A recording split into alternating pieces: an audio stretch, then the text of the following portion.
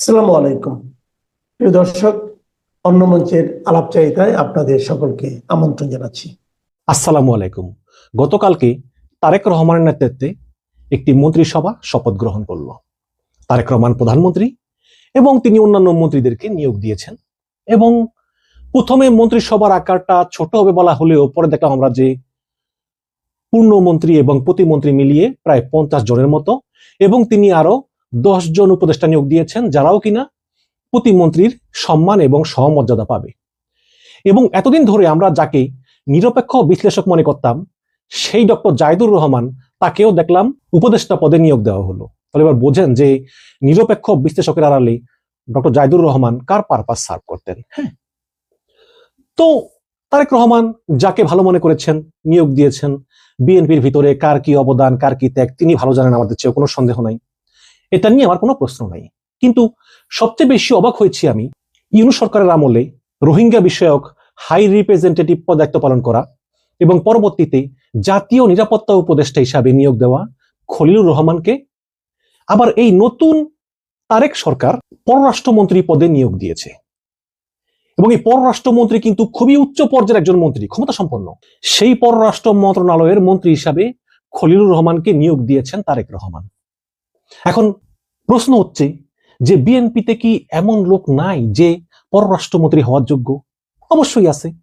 আমির খসরু মাহমুদ চৌধুরী, যিনি কিনা বিএনপির আন্তর্জাতিক বিষয়ক সম্পাদক ছিলেন এবং তিনি বিএনপি পক্ষ থেকে এই পররাষ্ট্র বিষয়গুলো দেখে ভালো করতেন। এছাড়াও আরো অনেকে আছে। কিন্তু প্রশ্ন হচ্ছে যে বিএনপির ভিতরে এত লোক থাকতে তারেক রহমান কেন এই খলিলুর রহমানকেই পররাষ্ট্রমন্ত্রী হিসেবে নিয়োগ দিলেন?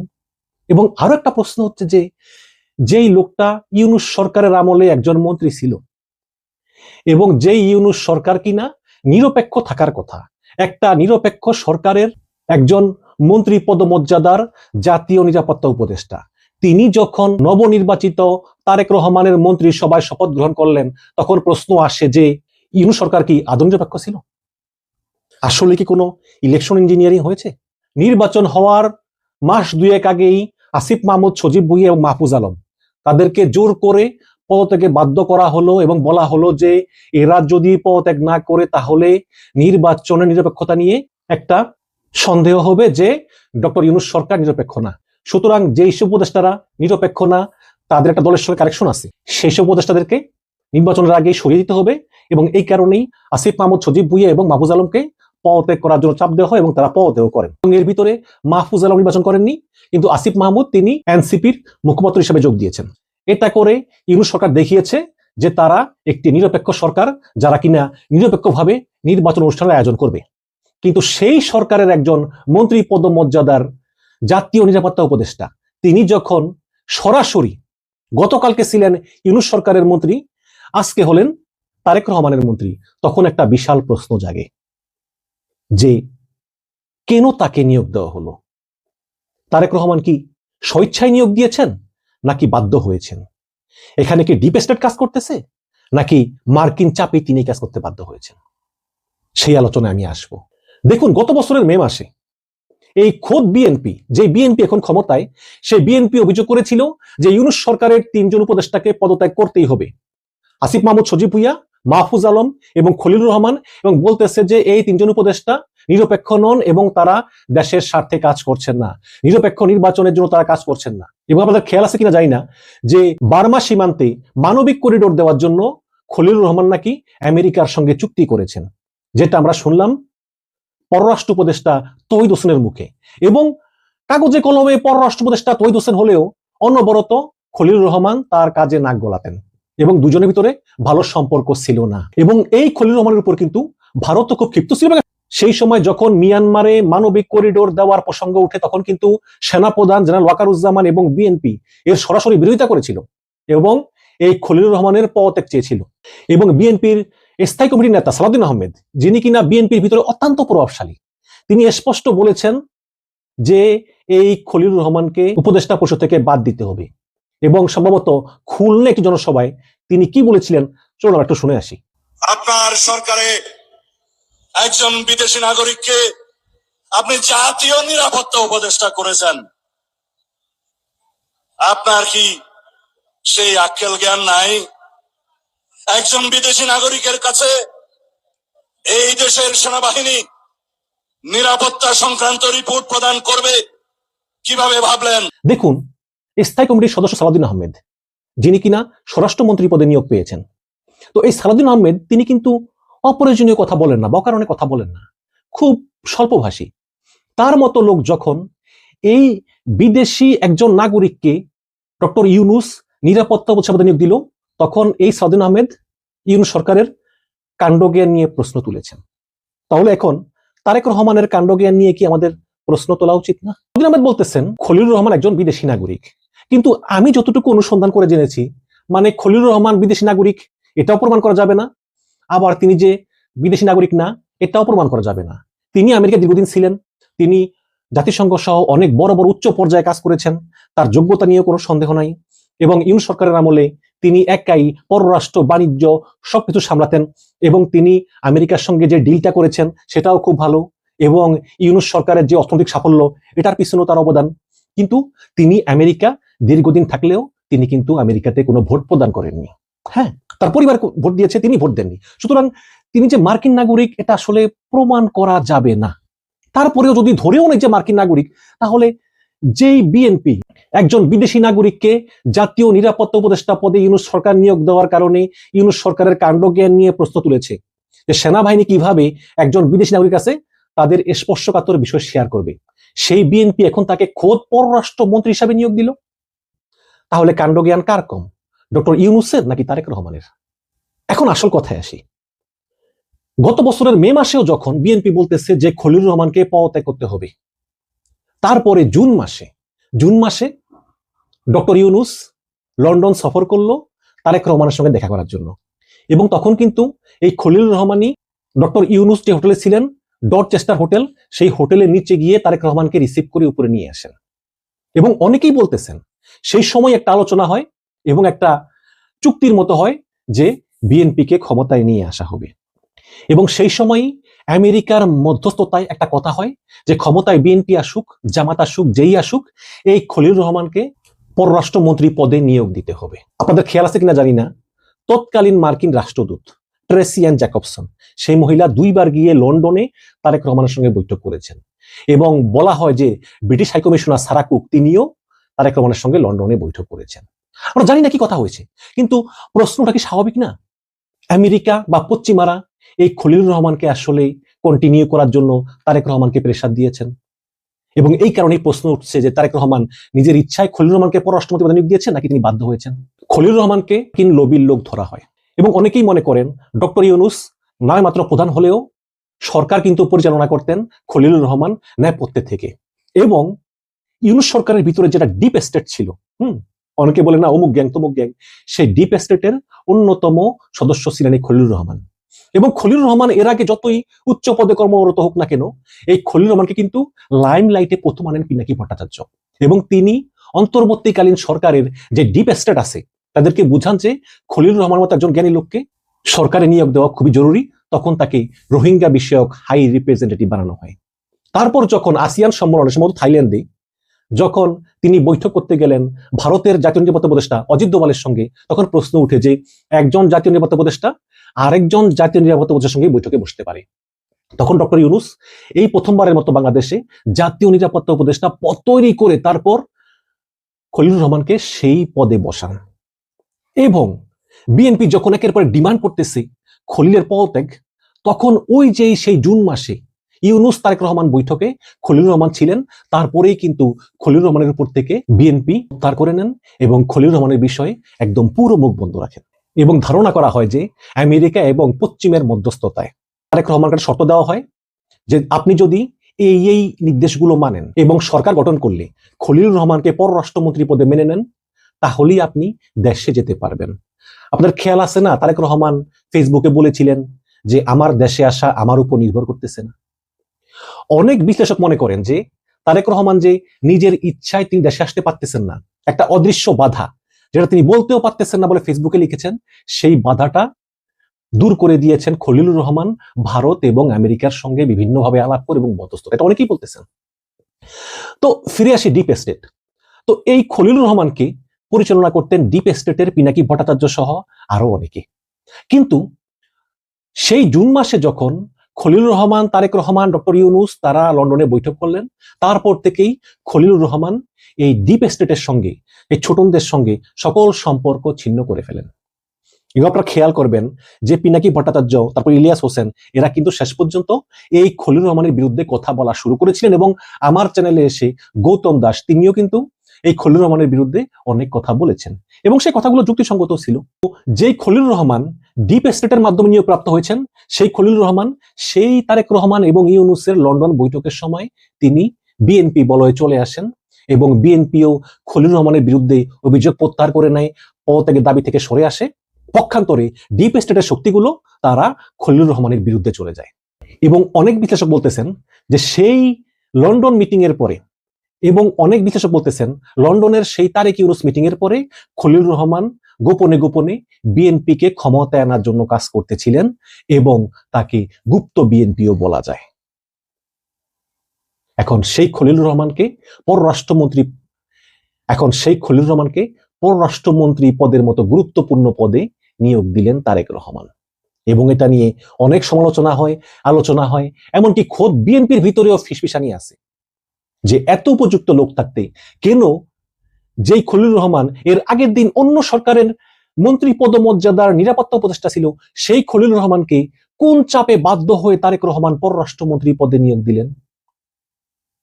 এই প্রশ্ন চলতেই থাকবে এবং সমালোচনা হবেই। এবং অন্যটা প্রশ্ন হচ্ছে যে তাহলে নির্বাচন কি নিরপেক্ষ হয়েছে? তাহলে এই যে জামাত এনসিপি ইলেকশন ইঞ্জিনিয়ারিং এর কথা বলতেছিল, তা কি আসলে সত্য? আজকে নাহিদ ইসলাম কি বলেছে একটু শুনে আসি। খলিলুর রহমান উনি যদি এই বিএনপির সরকারে মন্ত্রী হন বা সরকারের অংশ হন, তাহলে কিন্তু একটা প্রশ্ন উঠবে যে আগের অন্তর্বর্তী সরকারে উনি তাহলে ওই রাজনৈতিক দলের পক্ষ হয়ে কাজ করেছেন এবং নির্বাচনে যে ইঞ্জিনিয়ারিং এর কথা আমরা বলতেছি, আমরা যেটা দেখলাম যে কারচুপি হলো, ফলাফলে কারচুপি হলো এবং অনেকগুলো আসন হারিয়ে দেওয়া হলো আমাদেরকে এবং পরিকল্পনা করে 2/3 আসন সরকারি দল নিয়ে নিল। এই সংবিধান সংস্কার যাতে না হয়, এই জটিলতা, এটা কিন্তু পুরাটা একটা ইঞ্জিনিয়ারিং আজকে আমরা দেখতে পাচ্ছি। এবং খলিলুর রহমানকে পররাষ্ট্রমন্ত্রী পদে নিয়োগ দেওয়ার আগে তারেক রহমান কি জানতেন না যে একটা বিতর্ক হবে, একটা প্রশ্ন উঠবে? জানতেন, কিন্তু তিনি বাধ্য হয়েছেন এই খলিলুর রহমানকে পররাষ্ট্রমন্ত্রী পদে নিয়োগ দিতে এবং সেখানে মার্কিন চাপ সহ অন্য বিভিন্ন চাপ ছিল বলেই অনেকে মনে করতেছেন। এবং শুধু কি তাই, অনেক বিশ্লেষক মনে করতেছেন যে গত বছরের জুন মাসে ইউনূসের সঙ্গে তারেক রহমানের যে মিটিং হয়েছে সেখানে বলা হচ্ছে যে এমনও প্রস্তাব উঠেছে যে ইউনূসকে রাষ্ট্রপতি পদে নিয়োগ দিতে হবে। আমরা মনে করেছিলাম যে মির্জা ফখরুল ইসলাম আলমগীরকেই তারেক রহমান রাষ্ট্রপতি করবেন, কিন্তু ফখরুল ইসলাম আলমগীরকেও সড়ক পরিবহন এবং সেতুমন্ত্রী পদে নিয়োগ দেওয়া হলো এবং রাষ্ট্রপতি চুপ্পু যদি পদত্যাগ করে হয়তো 1 মাস পর 2 মাস পর, আমি জানি না রাষ্ট্রপতি চুপ্পুকে তারেক রহমান কয়দিন রাখবেন, তারপরে এমনও হতে পারে যে ইউনূসকে রাষ্ট্রপতি পদে নিয়োগ দেওয়া হতে পারে এবং হয়তোবা এটাই হচ্ছে যেই লন্ডন ডিল, সেই লন্ডন ডিলের অংশ। এইরকম অনেকে মনে করতেছেন, আমার কথা না কিন্তু এরকম অনেকে মনে করতেছেন। দর্শক, আমরাও দেখতেছি আসলে কি হয়। তবে এই তারেক রহমানের যে খলিলুর রহমানকে পররাষ্ট্রমন্ত্রী হিসাবে নিয়োগ দেওয়া, এটা কিন্তু একটা বিশাল বিতর্কের সৃষ্টি করলো, এতে কোনো সন্দেহ নেই। আপনারা আপনাদের মতামত জানাবেন। সেই বৈঠকটি জিমি কার্টারের সঙ্গে লতিফুর রহমানের বাসভবনে শেখ হাসিনা খালেদা জিয়ার যে বৈঠকটি অনুষ্ঠিত হয়েছিল, সে বৈঠকটি আয়োজনেও সে সময় মুখ্য ভূমিকা রেখেছিলেন বলে দাবিদার এই খলিলুর রহমান। কাজেই বিএনপির সঙ্গে খলিলুর রহমানের, তারেক রহমানের একটা দীর্ঘ সময়ের সম্পর্ক আছে। রাজনীতিতে ক্ষমতায় সরকারে যে শেষ কথা বলে কিছু নেই আর চিরশত্রু বা চিরবন্ধু বলে কিছু নেই, তার আরেক প্রমাণ বিরাট চমক হিসেবে হাজির হয়েছেন গত কদিন ধরেই কানাঘুষা শোনা যাচ্ছিল বটে। বিএনপির মন্ত্রিসভায় টেকনোক্র্যাট মন্ত্রী হিসেবে জায়গা পেয়েছেন ইউনূসের জাতীয় নিরাপত্তা উপদেষ্টা খলিলুর রহমান। খলিলুর রহমান ইউনূসের উপদেষ্টা পরিষদে প্রথম ঢুকেছিলেন বিশেষ সহকারী হিসেবে রোহিঙ্গা বিষয়ক উচ্চ প্রতিনিধি, হাই রিপ্রেজেন্টেটিভ নামক এক পদ সৃষ্টি করে ইউনূস তাকে প্রথম বিদেশ থেকে উড়িয়ে এনেছিলেন। এরপর তিনি যখন জাতীয় নিরাপত্তা উপদেষ্টা হয়ে বসে বাংলাদেশের, তারপর থেকেই বিএনপির সবচেয়ে উচ্চকণ্ঠ ছিল যে একটা লোককে বিদেশ থেকে উড়িয়ে জাতীয় নিরাপত্তা উপদেষ্টা বানালেন ডক্টর ইউনূস, তার কি কমন সেন্সও নাই? তারেক রহমানের অত্যন্ত ঘনিষ্ঠ বিএনপির খুবই গুরুত্বপূর্ণ নেতা সালাউদ্দিন আহমেদ, স্থায়ী কমিটির সদস্য, তিনি প্রথমত খুলনায় এক বিরাট জনসভায় দাঁড়িয়ে সরাসরি জাতীয় নিরাপত্তা উপদেষ্টাকে ইঙ্গিত করে বললেন ইউনূসের উদ্দেশ্যে যে ইউনূস সাহেবকে জবাবদিহি করতে হবে কি করে তিনি একজন বিদেশি নাগরিককে নিয়ে এসে জাতীয় নিরাপত্তা উপদেষ্টার পদে বসালেন, যেই জাতীয় নিরাপত্তা উপদেষ্টার কাছে নাকি আমাদের সকল বাহিনীকে রিপোর্ট করতে হবে এবং রাষ্ট্রের সবচেয়ে স্পর্শকাতর তথ্যগুলো যে ব্যক্তির কাছে যাবে। ইউনূসের কি একটু কমন সেন্স নাই? এরপর সালাউদ্দিন আহমেদ আরেক সভায় এমন বক্তব্য রেখে শিরোনাম হলেন যে 20 বছর ধরে এক ব্যক্তি বিদেশ সফর করেছেন, এখন ইউনূস তাকে উড়িয়ে এনেছেন বাংলাদেশকে রক্ষা করতে।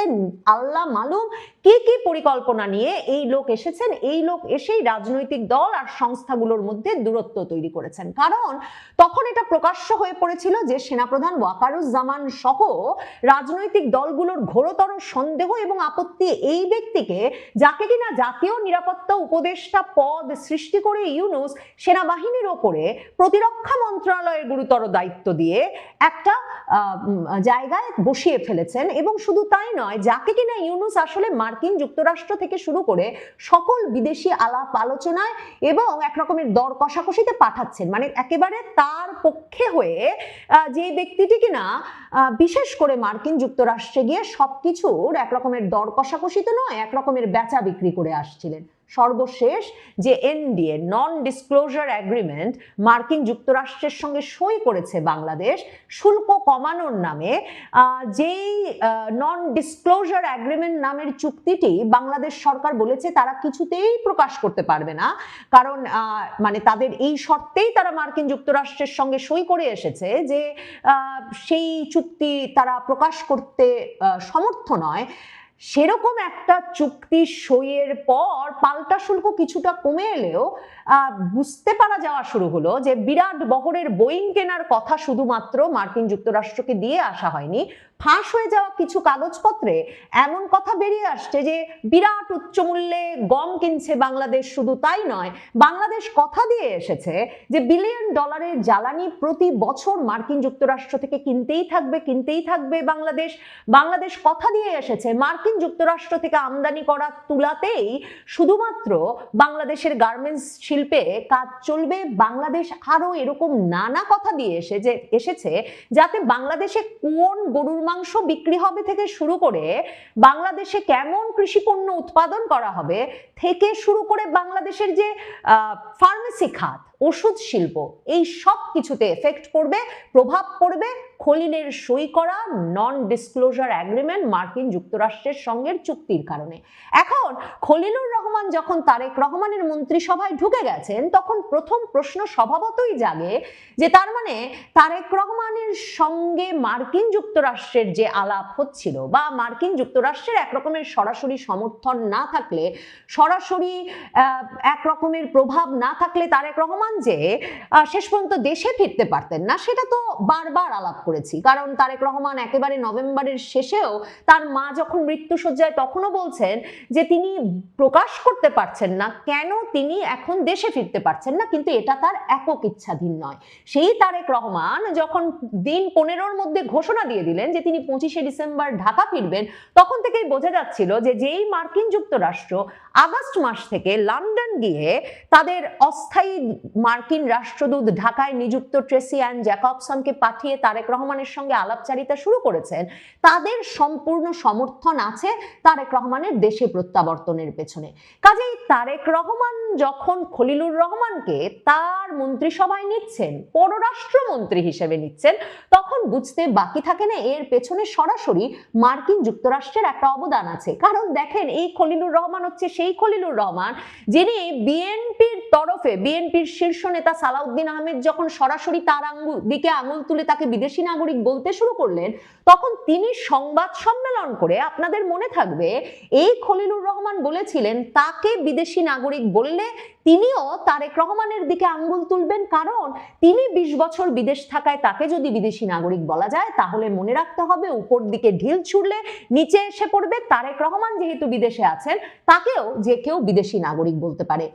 ওই কথা বলার পর স্বাভাবিকভাবে বিএনপি তেলে বেগুনে জ্বলে উঠেছিল। বিএনপির রুহুল কবির রিজভী আহমেদ বিবৃতি দিয়ে নিরাপত্তা উপদেষ্টার পদত্যাগ দাবি করেছিলেন। এরপর বিএনপির শীর্ষ পর্যায়ের প্রতিনিধি দল ডক্টর ইউনূসের সঙ্গে দেখা করে বেরিয়ে, যমুনা থেকে বেরিয়ে খন্দকার মোশাররফ হোসেন সংবাদ মাধ্যমের সামনে বলেছিলেন মে মাসে 2025-এর যে তারা দুই ছাত্র উপদেষ্টা মাহফুজ আর আসিফের যেমন পদত্যাগ চান, তারা পদত্যাগ চান খলিলুর রহমানের, জাতীয় নিরাপত্তা উপদেষ্টা। কিন্তু জাদুকরী ঘটনা ঘটতে শুরু করে এরপর থেকে। এই খলিলুর রহমান এরপর জুন মাসে তারেক রহমান আর ডক্টর ইউনূসের মধ্যে লন্ডনে বৈঠকের ব্যবস্থা করেন। তিনি মুখ্য ব্যক্তিতে পরিণত হন। তিনি ডক্টর ইউনূসের সেই বিলাসবহুল হোটেলের বাইরে এসে তারেক রহমানকে স্বাগত জানিয়ে ভেতরে নিয়ে যান। ডক্টর ইউনূস তারেক রহমানের বৈঠকে তারেক রহমান যেমন তার পররাষ্ট্র বিষয়ক উপদেষ্টা হুমায়ুন কবির আর আমির খসরু মাহমুদ চৌধুরীকে নিয়ে গিয়েছিলেন, ইউনূস পাশে বসিয়ে রাখেন এই খলিলুর রহমানকে, যেই খলিলুর রহমান কিনা ঢাকায় আগের মাসে সংবাদ সম্মেলন করে প্রয়োজনে তিনি তারেক রহমানকেও বিদেশি নাগরিক বলতে পারেন, সে হুমকি দিয়ে রেখেছিলেন। এরপরেই সেই বৈঠকেই কিন্তু মনে রাখবেন প্রথমবারের মতো ইউনূস একটা তারিখ দেন নির্বাচনের। এর আগে বিএনপির সঙ্গে ইউনূসের যে একটা বিরাট দূরত্ব, রাজনৈতিক দলগুলোর মধ্যে যে বিরাট অস্থিরতা, চাপ, তার একটা বড় কারণ বিএনপি আর বিশ্বাসই করতে পারছিল না যে ইউনূস নির্বাচন দেবেন। তারেক রহমান তখন ঘোষণা দিয়ে দিয়েছেন নয়াপল্টনের জনসভায় যুক্ত হয়ে যে ডিসেম্বরের মধ্যেই নির্বাচন দিতে হবে। ওই বৈঠকে লন্ডনে ইউনূস আর তারেক রহমানের বৈঠকে ঠিক হয় নির্বাচন হবে ফেব্রুয়ারি মাসে।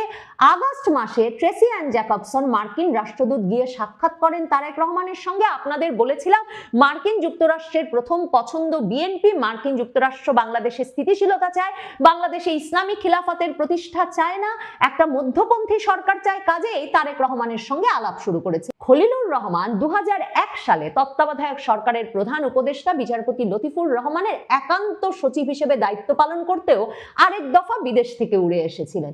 এবং 2001 সালের জুলাই আগস্ট মাসে যে মার্কিন যুক্তরাষ্ট্রের সাবেক রাষ্ট্রপতি জিমি কার্টার ক্লিনটন সরকারের প্রতিনিধি হিসেবে নির্বাচনের আগে রাজনৈতিক দলগুলোর সঙ্গে আলোচনায় বাংলাদেশে এসেছিলেন, যে বৈঠকটিকে শেখ হাসিনা বরাবর সবচেয়ে গুরুত্বপূর্ণ বৈঠক 2001-এর বলে অভিহিত করে বলেন যে ওই বৈঠকেই ঠিক হয়ে গিয়েছিল যে ক্লিনটন সরকারকে গ্যাস বিক্রির শর্তে বিএনপি ক্ষমতায় আসবে। সেই বৈঠকটি জিমি কার্টারের সঙ্গে লতিফুর রহমানের বাসভবনে শেখ হাসিনা খালেদা জিয়ার যে বৈঠকটি অনুষ্ঠিত হয়েছিল, সে বৈঠকটি আয়োজনেও সে সময় মুখ্য ভূমিকা রেখেছিলেন বলে দাবিদার এই খলিলুর রহমান। কাজেই বিএনপির সঙ্গে খলিলুর রহমানের, তারেক রহমানের একটা দীর্ঘ সময়ের সম্পর্ক আছে, একটা দীর্ঘ বিশ্বস্ততার সম্পর্ক। বা বিএনপিকে তিনি শুধু এবার মার্কিন যুক্তরাষ্ট্রের সঙ্গে বিএনপির যোগাযোগ এবং সম্পর্ক করে দিয়েছেন সেটা বলেই বিএনপি থেকে পুরস্কার দাবি করেন নাই।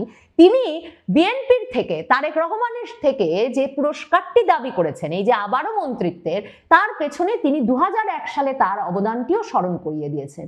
মার্কিন যুক্তরাষ্ট্রের বিশ্বাস এই খলিলুর রহমান তারেক রহমানের মন্ত্রিসভায় পররাষ্ট্রমন্ত্রী পদে থাকলে এই যে ইউনূস সরকার অতিরিক্ত ঘনিষ্ঠ হয়ে পড়েছে চীন সরকারের সঙ্গে, বাংলাদেশের সেনাবাহিনী যে ক্রমাগতভাবে অস্ত্র শস্ত্র, যুদ্ধ বিমান, ড্রোন কারখানা স্থাপন করছে চীনের সঙ্গে, যে একটি গুরুত্বপূর্ণ নিরাপত্তা অ্যাসাইনমেন্ট দিয়ে মার্কিন যুক্তরাষ্ট্রের ট্রাম্প প্রশাসন নতুন রাষ্ট্রদূত ব্রেন ক্রিস্টেনসেনকে পাঠিয়েছে, যে বাংলাদেশে যে চীনের সঙ্গে ঘনিষ্ঠতা গড়ে উঠেছে, যে নিরাপত্তা যোগাযোগ গড়ে উঠেছে, সেটা যে বাংলাদেশের জন্য ঝুঁকিপূর্ণ সেটা বাংলাদেশকে বোঝাতে হবে।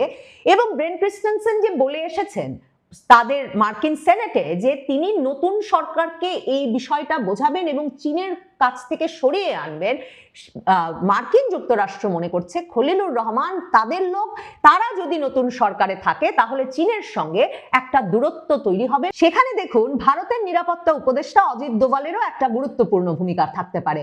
মনে রাখতে হবে 2025-এ একে দিল্লিতে আমন্ত্রণ জানিয়েছেন অজিত দোভাল বাংলাদেশের জাতীয় নিরাপত্তা উপদেষ্টাকে।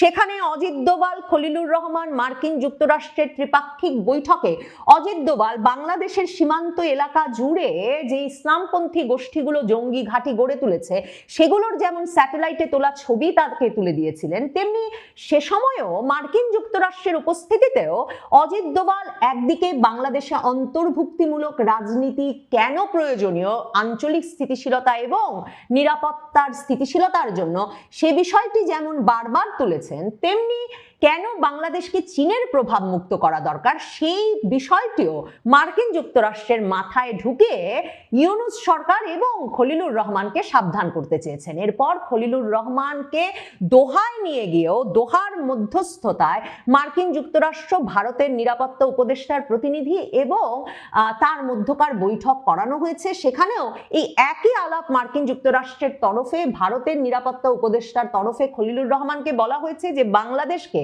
জাতীয় নিরাপত্তার স্বার্থে মার্কিন যুক্তরাষ্ট্র যে ইন্দো প্যাসিফিক নিরাপত্তা অঞ্চলের অংশ বলে মনে করে বাংলাদেশকে, তার দায়িত্বশীল অংশীদার হিসেবে বাংলাদেশকে একদিকে যেমন জঙ্গিবাদ দমনে সক্রিয় হতে হবে, বাংলাদেশে যে চরমপন্থার উত্থান হয়েছে তা ঠেকাতে সক্রিয় হতে হবে, অন্যদিকে চীনের প্রভাব ঠেকাতে সক্রিয় হতে হবে, আর বাংলাদেশে একটা অন্তর্ভুক্তিমূলক রাজনীতির পরিবেশ সৃষ্টি করতেই হবে। এই সব অ্যাসাইনমেন্ট নিয়ে ভারত মার্কিন যুক্তরাষ্ট্রের পরামর্শেও খলিলুর রহমানের তারেক রহমানের মন্ত্রিসভায় আগমন বা একটা স্থায়ী ঠিকানা প্রাপ্তি ঘটে থাকতে পারে। ইউনূস সরকারে খলিলুর রহমানের ঢুকে পড়া যেমন এক চমক ছিল, তারেক রহমানের মন্ত্রিসভায় তার ঢুকে পড়াটাও তেমনি চমকপ্রদ। এর ফলে ইউনূস সরকারের একটা ভূত তারেক রহমানের কাঁধে চেপে বসে কিনা সেটা দেখবার জন্যেও শঙ্কার সঙ্গে অপেক্ষা করতে হবে বইকি।